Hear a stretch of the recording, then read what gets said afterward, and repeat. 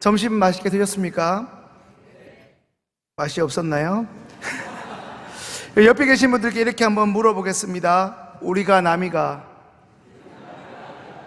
서울말로 해야 되는군요. 우리가 남인가요? 이 자리에 함께 있는 우리 모두는 예수 그리스도의 존귀한 피를 나눈 주 안에서 한 형제요 자매인 줄로 압니다. 그러므로 우리는 주 안에서 한 가족입니다. 성도님들은 예배에 참여하고 있는 주일뿐 아니라 우리의 평일의 삶 가운데 누구를 위해 살아가고 계십니까? 그 유명한 표현대로 우리의 삶 자체가 우리의 하루 24시간 모든 순간순간이 삶이 예배라고 한다면 우리는 누구를 위해 예배하고 있습니까? 하나님을 예배하는 일상의 삶이 맞습니까? 아니면 안타깝게도 오로지 나를 위한 노력, 나를 위한 애씀의 일상의 삶입니까? 이번 주 말씀을 준비하면서 아는 분이 예전에 저에게 카톡으로 보내주신 몇 문장의 그림 묵상이 계속적으로 떠올랐습니다. 우리의 삶과 그리고 지금 우리가 하나님께 드리고 있는 이 예배와 결코 무관하지 않는 내용이기에 제가 한번 읽어드리겠습니다. 우리는 대부분 찌르심은 원하지 않고 그저 위로만을 원한다.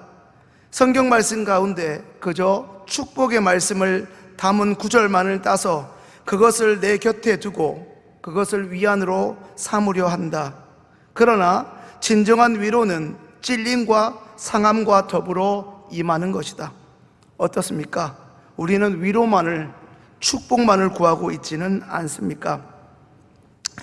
우리는 매주 예배를 통해 그리고 목사님을 통해 들려주시는 말씀을 통해 하나님의 음성을 들으십니까?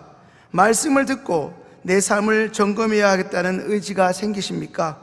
말씀을 듣고 내가 하나님의 말씀대로 살지 못했다는 회개를 하셨습니까? 우리 마음속 깊이 자리 잡은 그 죄라는 것을 제거하기 위해 안간힘을 몸부림을 쳐보신 적 있으십니까? 그러지 못하다면 우리에게 하나님은 도대체 어떤 존재입니까? 아니, 하나님은 어느 만큼 우리에게 중요한 분이십니까? 그리고 이 시간 우리가 드리고 있는 이 예배는 도대체 나를 위한 것입니까? 하나님을 위한 것입니까? 도대체 누구를 위한 것입니까? 다시 내일부터 힘들고 퍽퍽한 삶을 살아야 할 성도님들 한 분 한 분, 우리 개개인이 그저 위로만 받고 고개를 저어 동의만 하는 유통기한이 1시간밖에 되는 1시간짜리 복음은 아닌지요? 예배가 회복되어야만 우리의 삶이 온전히 하나님이 원하시는 삶이 되고 그 하나님이 우리에게 축복하시는 선순환으로 바뀌어질 수 있습니다. 우리 안에 죄를 여전히 묻어두고 우리 안에 죄악을 두고서는 우리를 지으신 하나님이 원하시는 삶을 살아갈 수 없습니다. 지난번에 한번 여쭈어 보았습니다. 고양이가 쥐를 좋아합니까? 사랑합니까? 고양이는 그저 쥐를 자신의 일용할 먹잇감으로 이용할 따름입니다. 하나님을 사랑하는 사람은 늘 하나님의 관심이 어디에 있는지, 우리의 삶의 목적이신 예수님의 눈과 발, 그리고 그분의 눈물이 어디에 있는지 거기에 관심을 둡니다. 오늘 이 예배에 참여하신 모든 분들을 향한 우리 하나님의 뜻과 계획이 다시 한번 우리의 손과 발을 통해 이루어질 수 있기를, 다시 한번 놀랍게 회복될 수 있기를 소망합니다. 예전에 이스라엘이라는 나라와 지금도 오늘 주일 예배 때도 기도하셨는데요, 이 이스라엘이라는 나라와 아랍 국가가 연합으로 이 팔레스타인이라는 땅을 두고 전쟁을 벌인 적이 있었습니다. 결과적으로는 이스라엘이 이긴 전쟁이었는데 거기서 주목할 점은 아랍 국가의 청년들은 자신의 신분의 위협을 느끼고 제3국으로 갔습니다.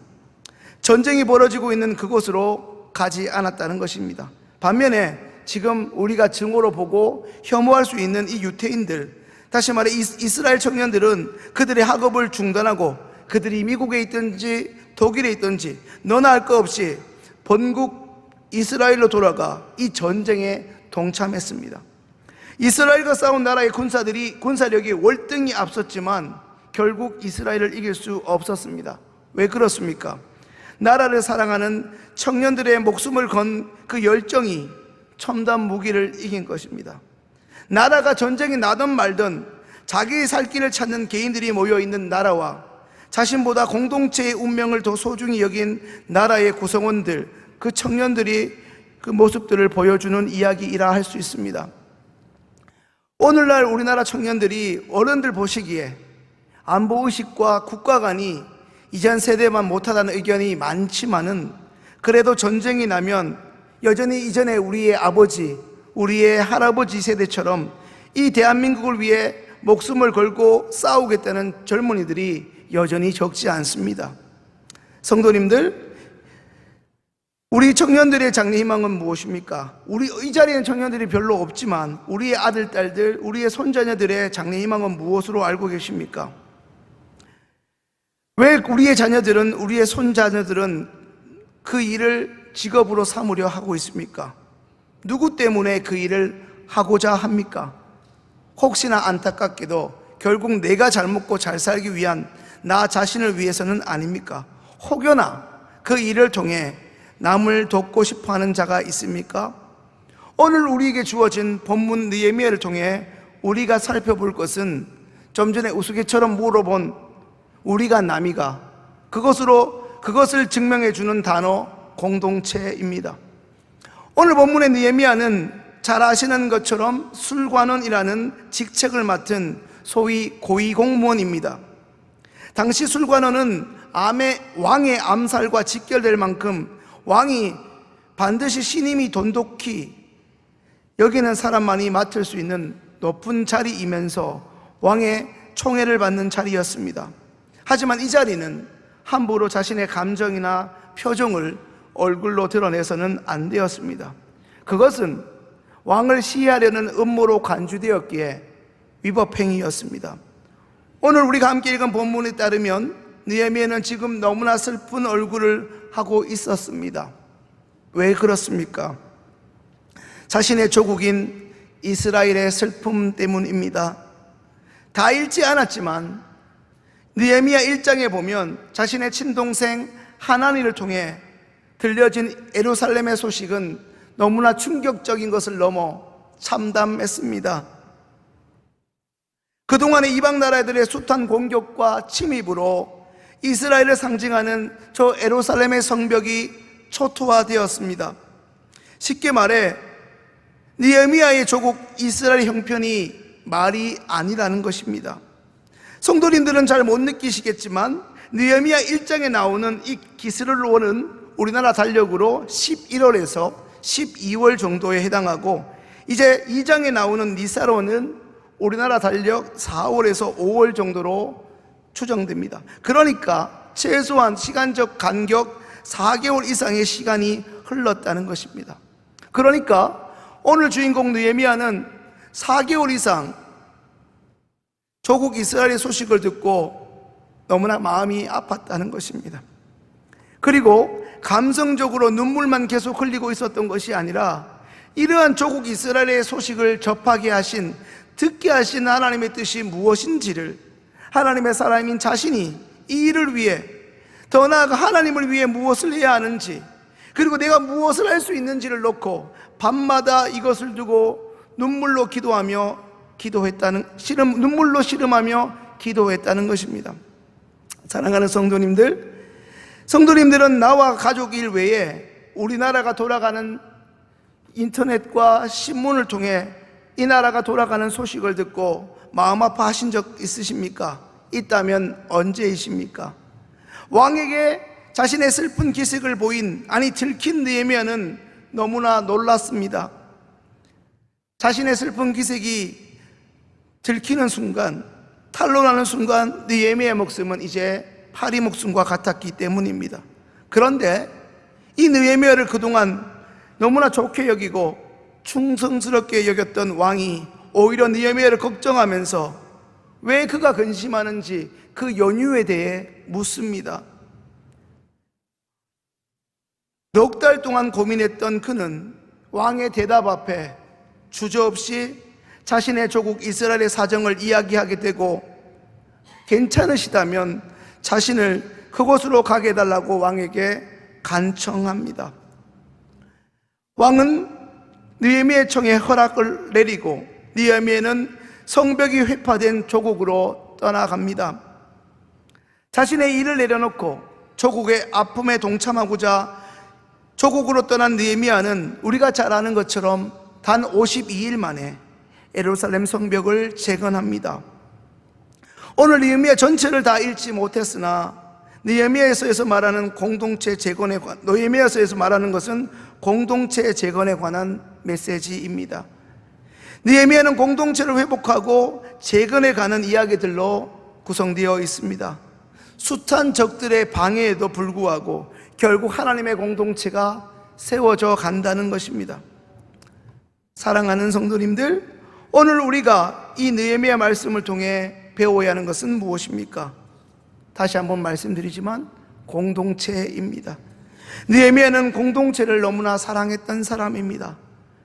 자신이 왕을 모시고 있던 그곳에서 비록 지리적으로는 너무나 멀리 떨어져 있었지만 항상 나라를 생각했고 동포를 생각했던 사람입니다. 왜 그렇습니까? 먼저 느헤미야는 우리가 잘 아는 것처럼 기도의 사람, 기도하는 하나님의 사람이었기 때문입니다. 여기서 우리가 생각해 보아야 할 공동체가 있습니다. 그것은 나라와 교회 그리고 우리의 가정입니다. 언제부터인가 우리는 나라에 대한 관심, 교회에 대한 관심, 우리 가정에 대한 관심보다 어쩌면 나에 대한 관심만 가지고 살아온 지 너무나 오래되었습니다. 남을 살필 여유가 없는 것입니다. 하지만 성도님들이 그렇게 사랑하는 우리 주변의 한 사람 한 사람, 우리를 지켜주는 이 공동체라는 소위 울타리가 없다면 우리는 무의미합니다. 아니, 우리는 존재할 수 없습니다. 소속된 공동체 없이 개개인은 보호받을 수가 없기 때문입니다. 공동체가 없다면 개별적인 존재는 사실상 무의미합니다. 나라 없는 국민이 있을 수 없고 주님의 교회 없이 성도는 혼자 존재할 수 없기 때문입니다. 느헤미야는 혼자서 잘 먹고 잘 살 수 있었습니다. 분명 그리할 수 있었습니다. 조금 물질을 그냥 조국으로 보내도 되었습니다. 굳이 예루살렘으로 돌아갈 이유가 전혀 없었습니다.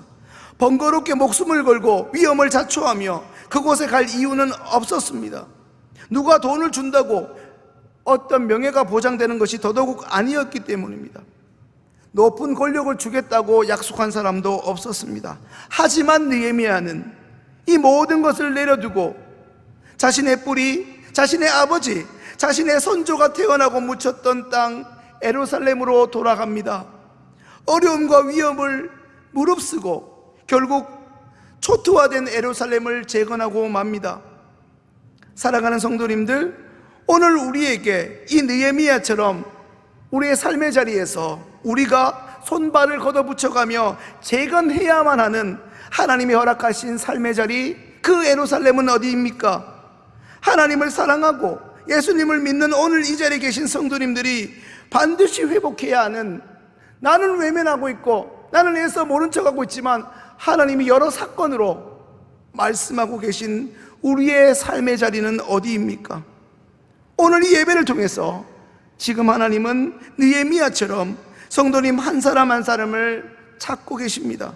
먼저는 우리의 무너진 가정을 끼리끼리 분열된 채 오랫동안 방치된 조직과 부서로 가득 찬 이 나라와 마을 공동체를, 왕따와 학교 폭력으로 초토화된 이 나라 대한민국의 학교 공동체를 새롭게 일으킬 바로 그곳에 소위 믿음의 벽돌을 한 장 한 장 올려놓을 이 21세기 느헤미야를 이 예배 가운데 우리 가운데서 찾고 계시는 것입니다. 말씀을 정리합니다. 누가 그 일을 할 것입니까? 자기밖에 모르는 이기적인 사람, 심지어 남을 나의 유익을 위해서 이용하는 사람은 죽었다 깨어나도 이 일을 할 수 없습니다. 왜 그렇습니까? 하나님의 심장을 느낄 수 없는 자이기 때문입니다. 하나님의 사랑을 알고 예수님의 눈물을 아는 사람만이 이 일을 할 수 있으며 이 일을 지속할 수 있고 이 일을 마무리할 수 있는 것입니다. 아무쪼록 오늘 이 자리에 참석하여 이 느헤미야를 통해 이 말씀을 들은 성도님들께서, 성도님들이 살아가시는 이 땅 구석구석 무너진 곳들을 새롭게 하나님의 마음으로 세워가는 복된 그리스도인들 될 수 있기를 주님의 이름으로 축원합니다. 기도드리겠습니다. 하나님 감사합니다. 늘 익숙한 예배, 늘 익숙한 주일일지 모르나 늘 익숙한 교회 식당, 그곳에서 한 끼를 해결하고 때로는 커피도 마시며 또 올라온 너무나 익숙한 자리일지 모르나 하나님 그런 우리에게 말씀하십니다. 너의 가정, 너의 공동체, 아니 그것이 모두 내가 허락한 공동체라고 말씀하십니다. 오늘 말씀을 듣게 하신 하나님, 우리의 눈물을 통해 우리가 판을 걷어가며 우리가 땀방울을 흘려가며 하나님의 마음으로 하나님의 능력을 힘입어 회복시켜야 하는 하나님 주님의 공동체는 어디입니까? 우리의 가정에 어떤 문제가 있습니까? 우리 교회 공동체에, 우리 기관에, 우리 부서에 어떤 일들을 나는 너무나 부족하지만 이 일을 알게 하셨으니, 혹은 이미 우리도 넉 달 전부터 이 느헤미야처럼 눈물로 기도하고 있는 자는 없습니까? 이제 하나님 우리가 가게 하시고, 가지 못한다면 하나님 힘을 다하여 섬길 수 있는 그 마음, 위엄과 하나님 희생을 무릅쓰고라도 주님의 명하심 앞에 담대히 나아가는 회복의 사람들, 공동체를 세우는 아름다운 그리스도인들 다 되게 하여 주옵소서. 오늘 말씀을 듣고 다시 세상으로 나아가오니 늘 익숙한 자리이겠으나 우리가 바라보는 것이 주님이 바라보는 것과 동일하게 하셔서 주님의 마음으로, 주님의 상한 눈물로 그 대상들을 바라보고 주님이 허락하신 사랑으로 그들을 대하여 함께 그들과 더 좋은 하나님 기뻐하시는 공동체를 이루게 하여 주옵소서. 그 일을 이룰 수 있도록, 그 일을 지속할 수 있도록, 그 일로 하나님께 영광 돌릴 수 있도록 우리에게 날마다 새 힘을 공급하여 주옵소서. 감사드리오며 우리 시온교회 한 분 한 분 사랑하셔서 새 일을 행하실 예수님의 이름으로 기도합니다. 아멘.